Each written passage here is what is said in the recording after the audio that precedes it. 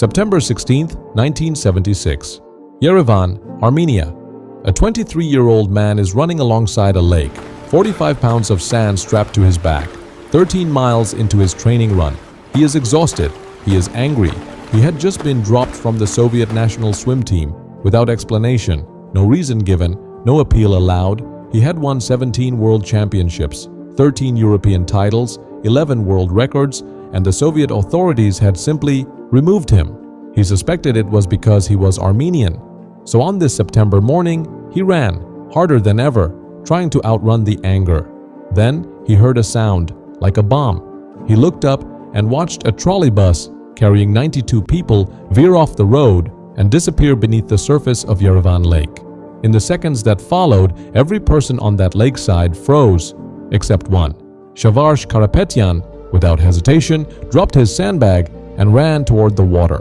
What happened in the next 20 minutes was one of the most extraordinary acts of human courage ever documented, and almost nobody in the Western world knows his name. The trolleybus lay 80 feet from shore, 33 feet below the surface. The water was dark, sewage-infested, zero visibility. 92 people were trapped inside, some unconscious from the impact, some already drowning. Most couldn't even see which direction was up.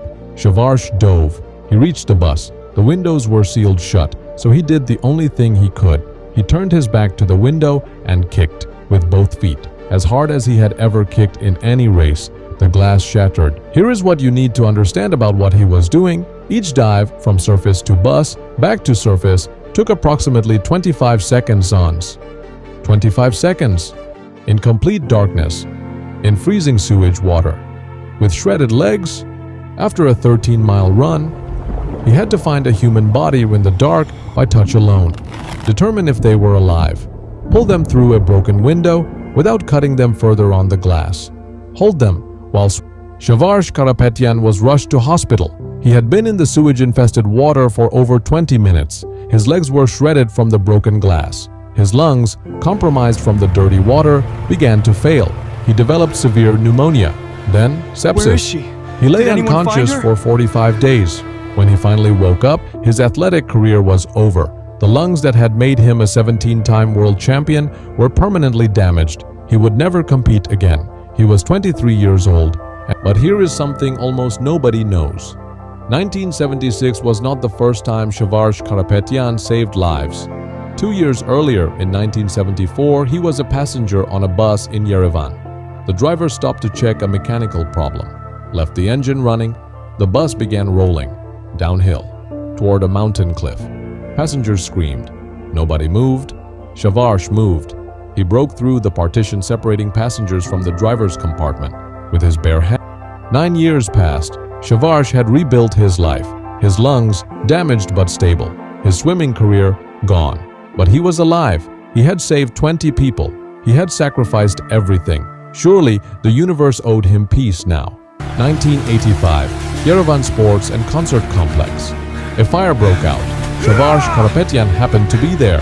He looked at the flames, and he ran in. Not because he had to, not because anyone asked him, not because he was a swimmer. Eventually, the world caught up. The Soviet Union, years later, gave him the Medal of Honor. An asteroid 3027, was named after him. Shavarsh Karapetyan. A rock floating in space, named after a man who dove into the dark. International Olympic Committee recognized him. The Aurora Prize, one of the world's most prestigious humanitarian awards, celebrated his story. But recognition, when it finally came, didn't change him. There is a question that defines how you see the world. Not a philosophical question, a practical one. If you were running past a lake and a bus full of strangers sank in front of you, what would you do? Most of us would call for help, wait for someone more qualified, tell ourselves we couldn't swim well enough, that it wasn't our responsibility, that someone else would handle it. Shavarsh Karapetyan didn't ask any of those questions. He just jumped, not once, not twice, 3 times in his life,